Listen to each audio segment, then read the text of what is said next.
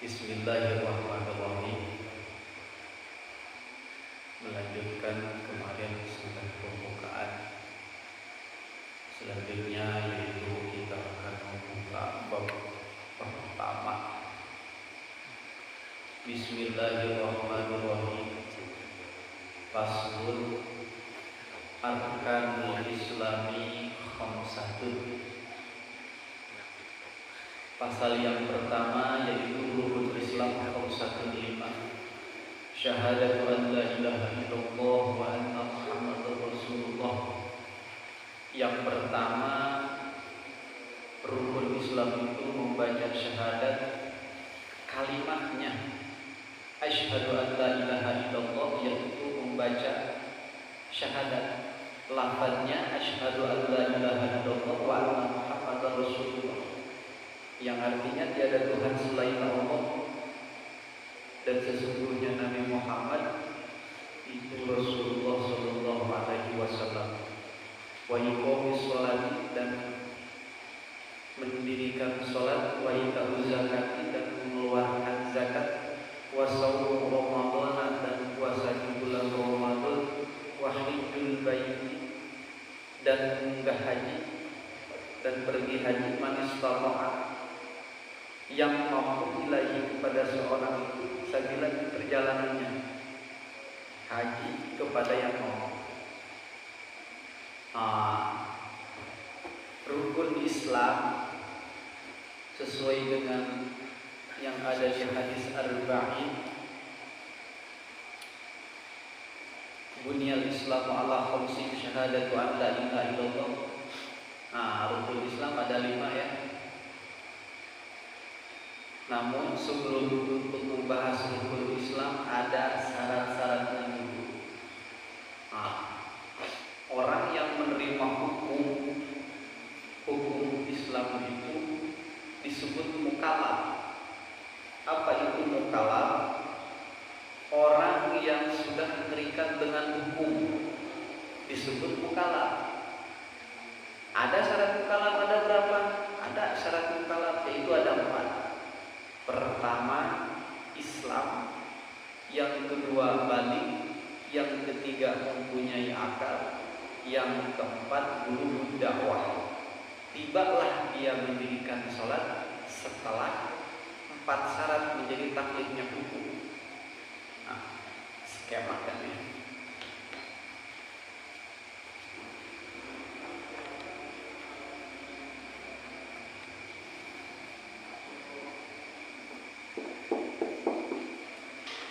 Syarat mukallaf.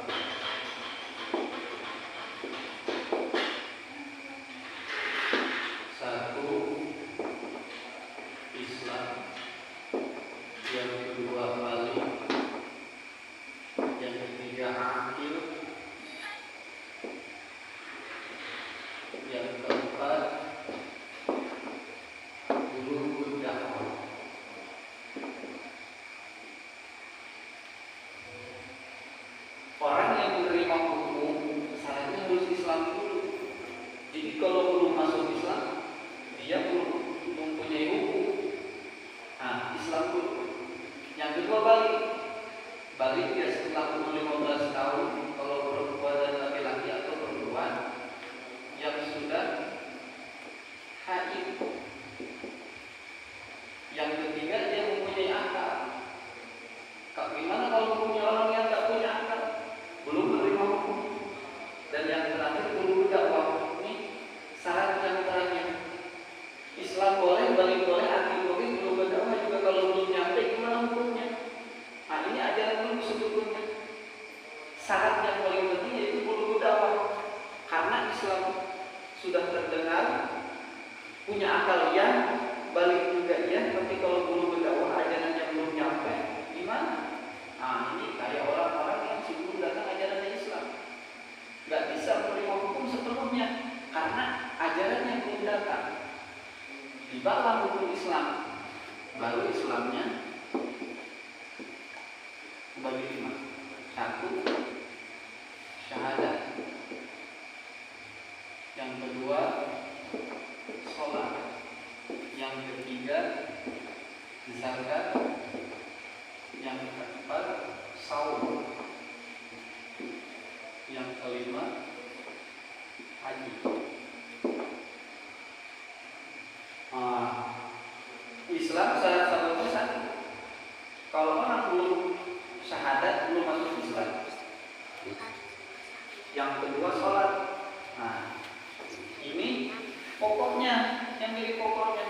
Jadi kalau misalkan orang Islam nggak melakukan sholat, itu sholatnya beda, imannya beda, karena dalilnya as-sholatu iman din. Sholat tiapnya agama. Terus zakat. Yang ketiga baru zakat. Yang keempat puasa. Yang kelima haji. Jadi yang paling pokok itu sholatnya dulu. Terus baru zakat. Ini nanti susunannya kayak gitu. Sholatnya dulu, terus zakatnya, terus puasanya. Makanya nanti ada di referensi di kitab Nihayatul Jin, wa yajibu 'alal abai ayat ta'allama auladuhu. Ayat ta'allama auladuhu. Jadi sebelum balik anak itu harus diajarkan sama orang tuanya. Jadi yang wajib orang tuanya ngajarin Islamnya dulu dari mulai syahadat, keyakinannya dulu. Yang kedua dari sholat. Makanya kalau anak itu sampai sedetailnya hukum, sampai ke detail-detailnya hukum, dimemeh balik diajarkan sholat. Terus diajarkan puasanya, diajarin puasa, terus diajarkan munggah haji, terus diajarkan zakat. Kumaha hukumna carana kumaha? Atuh sunah diajarkan 3 detik.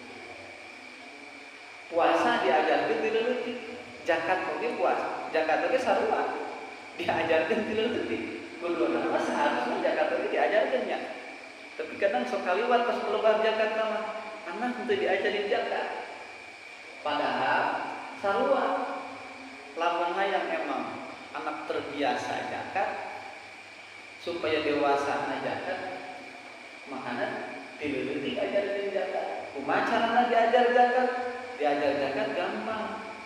Lamun anak sapoe diberi jajan 10.000, pisahkan we 500 atau 1.000. Biar anak ajarin paham bahwa setiap 100% eta nyelap harta orang lain di urang. Gitu.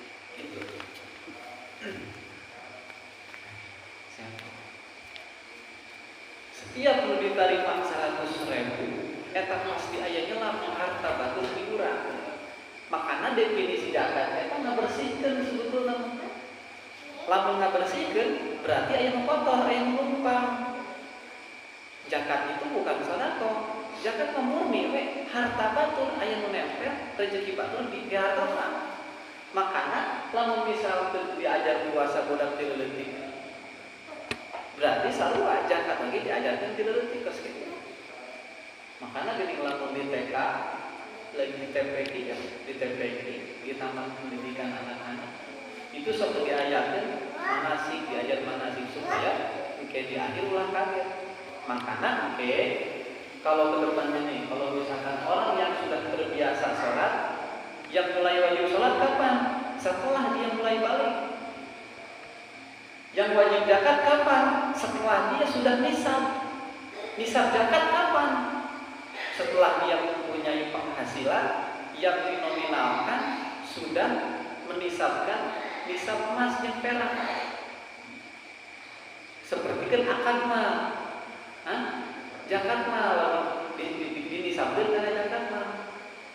Dan mau pernah ieu lamun misalkan can nepikan zakat mah gaji ge kana UMR standar minimum di daerah we kurma hijang sabulanan, tapi sok aya leubihna. Aya nepi mancan kana nisab zakat, tapi geus berpenghasilan diajar zakat masuk.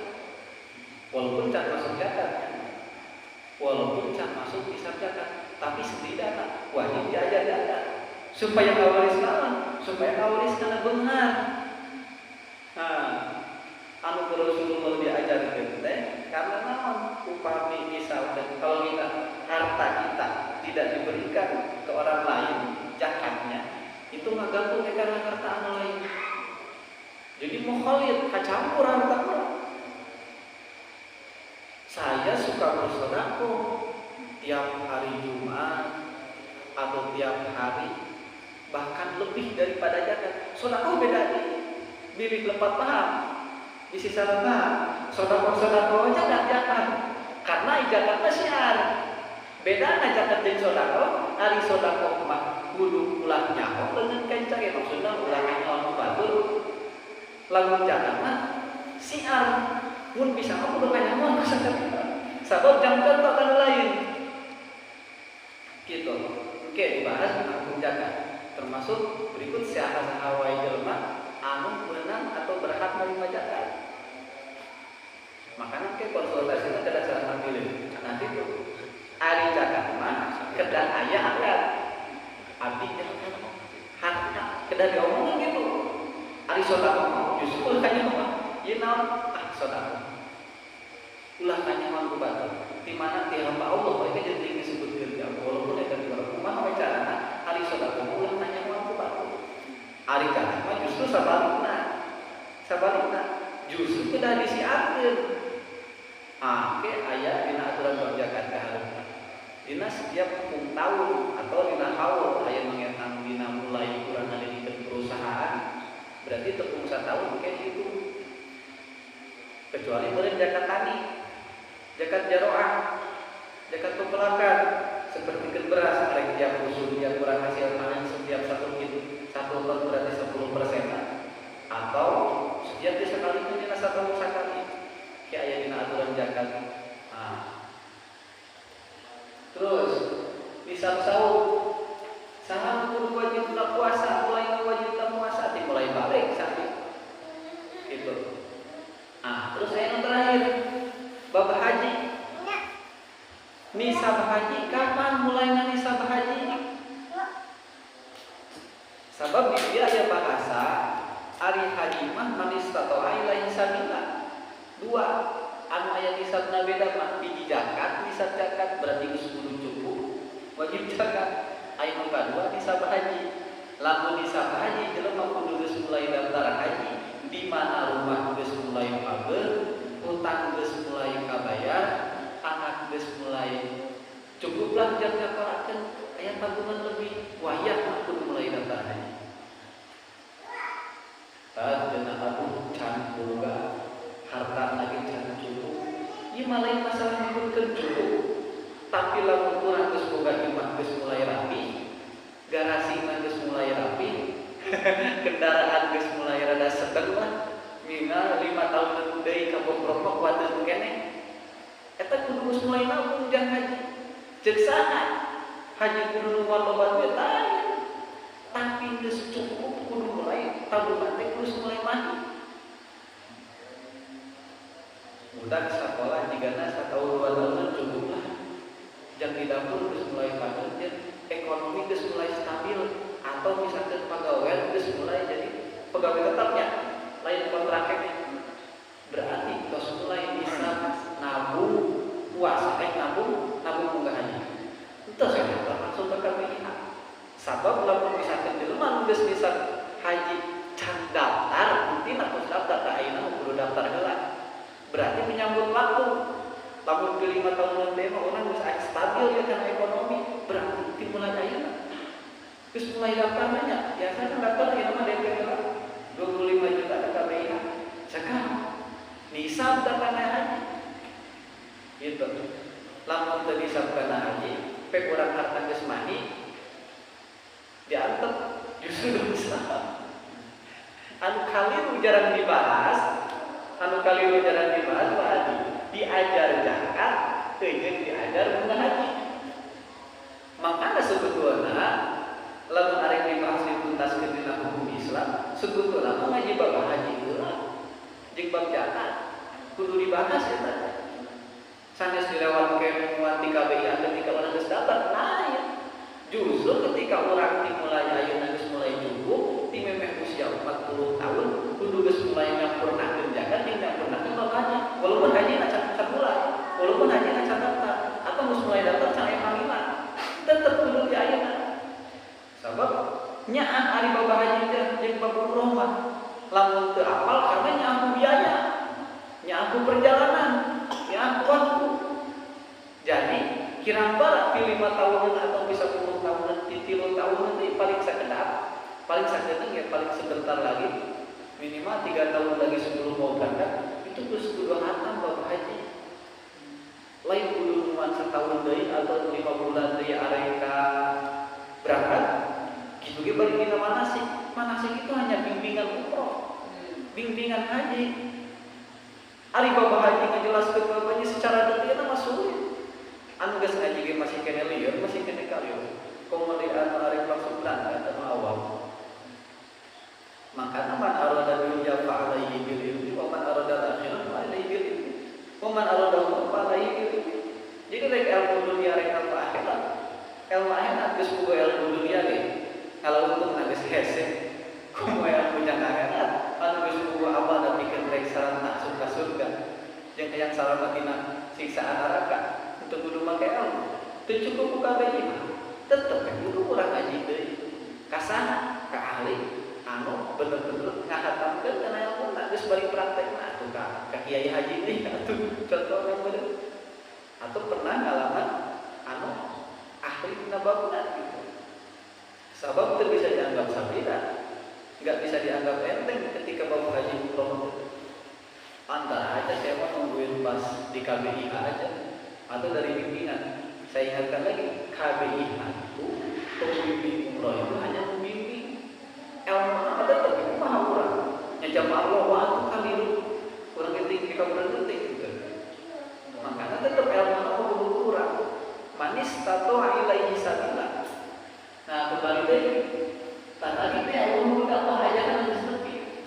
Makanya selain daripada kudu syahadat, kudu puasa, kudu sholat, kudu zakat, tetap kudu dakwah ajaran Islam jadi ada desa. Lamun jalan menyebutkan jahil basit, teu aya jahil maklum, karena ajaran Islam jika nanti YouTube geus aya dina YouTube mungkin kan mungkin referensinya kudu tepat jeung sangat di mana keluarna gitu. Lamun arek ningali kana ieu. Tapi tetep mutlak kudu ain. Hari ini teh ayeuna teh ada walaupun dia keluar kudu jelas saha guruna, saha mursyidna, saha mana kitabna, pikihna pikih mana, pikih Syafi'iyah apa pikih Maliki gitu. Sebab kita beda pun pertanggungjawaban. Nah, tapi kembali dari kana salat. Tapi beda. Jeung anu sok kaliru dina rukun Islam teh. Gitu. Makanya jadi pokok setelah syahadat salat. Kemarin pokoknya gimana? Pokoknya kita sholat. Nah, la sholatnya 5 la syahadat lah. Pokoknya syahadat, kedua sholat. Gimana pokoknya? Gak sah orang sholat kalau belum masuk Islam ya. Gak sah orang kalau belum masuk Islam. Yang kedua, la zakata liman la sholat lah. Orang jahat berbuat baik terus sedekah. Gimana kalau orangnya nggak sholat? Nah, itu nempel deh itu nampol. Sok aya banyak orang yang melakukan kebaikan, maaf kaliru. Saya udah berbuat baik kalau sholat urusan saya sama Allah. Ya benar urusannya dengan Allah. Tapi posisinya cirina Islam jeung Kristen itu sempurna ku sholatnya. Makanya kabeh nempel dina sholat. Terus la sauma liman la salatana. Puasa teu sah lamun salatna oge teu dipigawe. Tetep deui nempel kana salat. Terus la hajat liman la salatana. La umrah liman la salatana. Moal sahaja umrohna lamun salatna can beres. Makana kembali deui kana salat. Inna sholata tanha 'anil fahsya'i wal munkar. Sabab nyampurnakeun syarat nasa salat ngajadikeun buktina perjalanan hirup dibenerkeun ku jelema ku salatna. Makanya kalau bisa melihat orang baik benar apa buruknya orang itu tersebut dilihat daripada salatnya. Soalnya kaliru. Oh, cuma ini mah nggak apa-apa. Orang mah yang penting kita berbuat baik, iya berbuat baik. Tapi yang ditanyakan pas hari kebangkitan nanti di alam kubur itu sholat nahla. Kenapa? Karena harus ditanyakan sholatnya dulu. Abdul ibadatul fardiyah wa abdul nawafil. Karena kalau sholat itu ibadah rupang sampurna nak dina kewajiban jeung dina pasunatan. Salat sunat lapang abdul-abdulana, ibadah fardu rupang fardu-farduna nempel dina salat. Terus buka dua, salatna kudu di mana? Kudu di masjid. Apalagi usahakeun kudu di masjid. Lamun keur aja di rumah, kecuali orang keur di kerjaannya banyak. Tapi posisinya usahakeun di masjid. Makanya lamun misalkan salatna di masjid ngahilangkeun kana syiar. Makanya kalau misalkan orang mau lihat seberapa ragam Islam dan Kristen menyirikan tadi teh Islam dicirian ku salatna atau Kristen mah dicirian ku ibadah poe mingguna jak manehna. Makanya kembali deui hukum Islam ini syahadat, kedua salat, ketiga zakat, keempat puasa. Makanya diutamakeun fadhur maqula wa ma ba'da. Lamun arek nyaritakeun salat berarti kudu nyaho elmuna salat, lamun arek nyaritakeun zakat, lamun arek ngaluarkeun zakat kudu nyaho ilmu zakatna, anu katilu lamun arek kurang diajar puasa kudu nyampurnakeun heula puasana, anu kaopat lamun arek munggah haji kudu nyampurnakeun heula ilmu munggah haji. Nah, sameme kawajiban datang ka urang pihilakeun heula ilmuna.